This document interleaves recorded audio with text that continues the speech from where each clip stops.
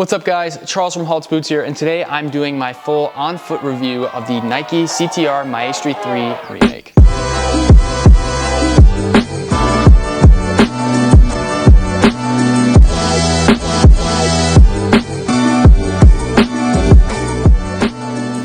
Alright guys, so it's been about a week and a half since I did the last review. I want to say I wore these boots 3 or 4 times, which is not a long time to wear boots when you're doing a review, I'll admit that, but I wore them for longer periods of time, probably like an hour and a half, 2 hours while I was testing these. So, you know, I feel like I got everything I needed, and it's a boot I wasn't super excited about wearing. I wasn't dreading it, but I just never wore the CTR, and the one time I wore the CTR, they didn't fit my feet, but I can say that these boots were okay. They're something that I personally won't add in my rotation or probably wear again until the next colorway comes out of these. But, you know, I am excited to see what the future holds in the one-to-one remakes and, you know, get into the rest of this review. So starting off with the sole plate, the CTR kind of has a weird, you know, 3-section sole plate. I mean, you have the studs down here, you got a section here, and then you got 2 separate sections up here. So I guess 4 sections where studs go. The studs weren't super long, and they're not exactly aggressive, but they're not exactly conical. They're kind of in between, and they did well on turf. That's what I wore them on. A couple times I think I felt a snag here or there. Nothing extreme, nothing dangerous. It was kind of, you know, just kind of like you feel your studs sometimes when you play on turf, and that's kind of the sensation I got. It was a sole plate that I felt did the job. I really don't like to use the word responsive because I've never really felt sole plates as responsive. I just feel they're more as tools on the boot, if that makes sense. So I never, like they say how you know, boots have spring back, so you know, it goes back to its shape. But I never really feel that on boots. Even with the Carbitex, I didn't really feel like it gave me an extra spring. So I'm not gonna say these are responsive. I mean, just for personal preferences, but they did the job well. You know, it's a sole plate. It's not anything I was wowed by. It's not anything that made me upset. So I'm just gonna say it's an okay sole plate overall. So if we talk about the upper now, it is made of Kanga-Lite, and Kanga-Lite is a synthetic leather. I don't want to say it's like a fake leather and marketed as a fake leather. I don't really remember how the CTR was marketed. I wasn't really into boots that much back then, so I never really paid attention. But it is a very soft material, and it's leather replicating, and the touch on the ball is great with Kanga-Lite. I don't have any issues there. It is very, very soft.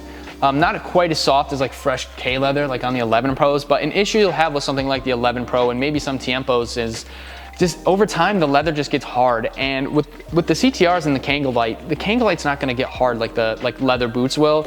So it's nice to at least have that consistent soft touch over and over again, and you don't have to really break the boots back in or wear the boots to rehydrate the leather. They just hold its shape well. And if we compare it to something like the, if I can grab it, the Tiempo 10, the new Tiempo 10 has their synthetic fly touch upper, I think is what it's called, yeah.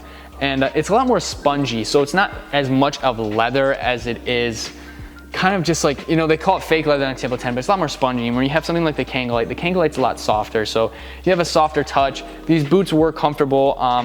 You know, the upper was nice. It stretched to my feet in terms of, you know, shape. It really held my wide feet well and formed my feet a little bit. So nothing really bad to say about the upper. If we talk about the rubber fins that are on the side here, I spent probably 4 or 5 minutes just hitting a bunch of passes.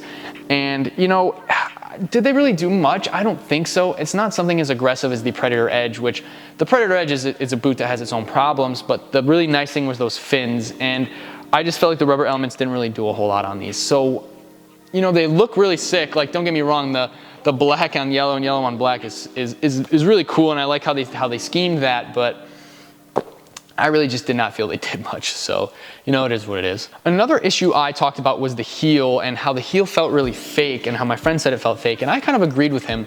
However, one thing I've noticed is that the other day I was scrolling through a website where they sell not fake boots, they sell real like player issued and worn boots in like games and stuff from like players like Messi and Neymar and everybody.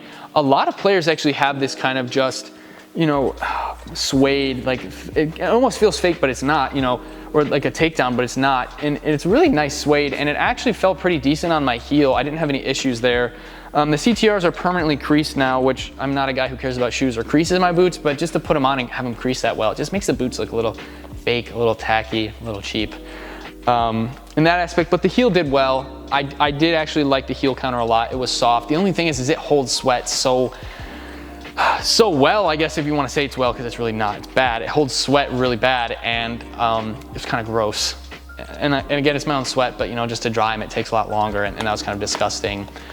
Which brings me to my next point real quick, since we're talking about the heel. And we have the insole here, and the insole was something I was personally not concerned, but kind of wary of. And it reminds me a lot of the Tiempo 9 made in Italy, where it was like a vinyl insole, and I mean, it looked cool, but it really just did not hold your feet well, and your feet would slide everywhere, especially when you started playing and sweating.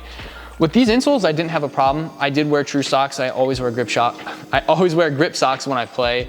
It's just what I do. But I never had the thought of, hey, I need to change these insoles. My feet are sliding around. So, and it's not quite like the vinyl. It is a little slick, but in that aspect, I didn't have any issues with. So, if any of you were worried about that after I said it, or if any other of you had that idea that, hey, it's just like the made in Italy insoles, they're not. They did good, and I don't have anything bad to say about them either. They're just kind of another insole. They weren't like super comfortable like the 11 Pro insoles are, but you know, they did the job of an insole. So, you know, take it for what you will. In terms of fit, I went with my typical size 9. And you know, there was a bit of extra room in the toe box up here on this portion. I don't really like having that much extra room. I don't think I would go as far as say go a half size down, because I just don't think these boots will stretch that much. They did do well for wide feet, but I really just hated when I looked down. The toes looked the toe box itself looked like really long and like flat, and I really hate when boots look like that. It reminded me of like a dress shoe almost, and I don't know the name of the dress shoe it would be, so I'm gonna put a photo up above or here somewhere, wherever, and it'll kind of just give you an example of what I was seeing every time I just would look down at my feet, and I was like, ugh, looks kind of weird. So, and again, I'm weird like that, but it's just how I am. And another interesting thing I didn't actually mention in the first review, which I apologize for not mentioning, this tongue is actually stitched in on the inside here. So you have a regular one-piece tongue like this, except there's an extra piece of material that goes on the inside, and then it's stitched in. So typically when you have tongue slippage, the tongue will slide this way, so towards the outside of the boot, and leave your sock exposed like here. But because it was actually stitched in that area, I didn't have that problem. So, you know, I think it's cool. I don't think all boots need that. It was just kind of a feature that I noticed when I was putting the boots on for the first time, and it does the job. I mean, in terms of the tongue slippage, yeah. Do I think that tongue slippage matters that much? No, it's a little annoying. Depending on the boot, it can actually be uncomfortable, but it's just something to note about these boots if you're someone who likes a burrito style tongue. That's basically what this is. So yeah, so just another little piece I forgot to share that I wanted to share. And real quick, I'm gonna talk about lockdown before we tie up this review. They did pretty well. I would say in terms of keeping my feet in place, it did really well. I didn't have issues cutting, anything like that. You know, nothing really bad to say about lockdown. And you know, typically with the boot like this, the way the laces are laid out, you know, like a standard boot with the burrito style tongue with the extra stitching, I didn't think lockdown was gonna be a problem, and it wasn't. So if you're worried, like, I don't know in the past if people had issues with lockdown with the CTRs, but I did not. It was more of just the length in the toe than anything. So to wrap this review up, this is a boot that I would say is cool. Again, having a 1-to-1 remake. Now, if it was maybe something like the, I don't even know what I could compare it to, something like the Vapor 10 or Superfly 4 or something, just in terms of like a 1-to-1 remake, I would have definitely been excited because it's a boot I wore. But just because the CTR is a boot I didn't wear that much, you know, I wasn't extremely happy about it, but I did want to get a pair to try them out for the first time. So it was cool to actually try a pair of CTRs out. And again, I would say this is something just like the Magista Opus or like a control boot. I would say this feels very similar actually to the Tiempo 10, just the sole plate isn't as nice, and you know, there's a couple other things missing. They're a bit heavier as well. These are a bit more heavy boots. So kind of a control boot. You know, it did the job. It was cool to wear a pair. My final rating is a 7.8 out of 10, and it's a pretty decent rating from me. And it was really cool to have Kanga-Lite again, but it's just not something that blew me out of the water. And I'm sure a lot of you are gonna hate me for it and say it's a 10 out of 10 boot for those of you who wore the CTR. And you know, you could be right, I could be wrong, and I'm okay with being wrong. It's just not a boot I really wore that much. Wasn't super hyped about it, but I will say did the job it needed to do. I definitely think it would have done better on grass, especially a freshly cut grass pitch.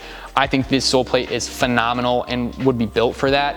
Well, I think it would be a phenomenal sole plate for that, but for turf, it just wasn't quite what I wanted. It did okay, but you know, nothing really special there. So overall, again, 7.8 out of 10. Let me know down below in the comments, did I get it right? Did I get it wrong? And with that, guys, that's all I have for you today on this CTR 360 Maestri III Remake. Bit of a mouthful. But again, please make sure to leave a like and subscribe. It really helps grow the channel, and I'll catch you guys in the next review.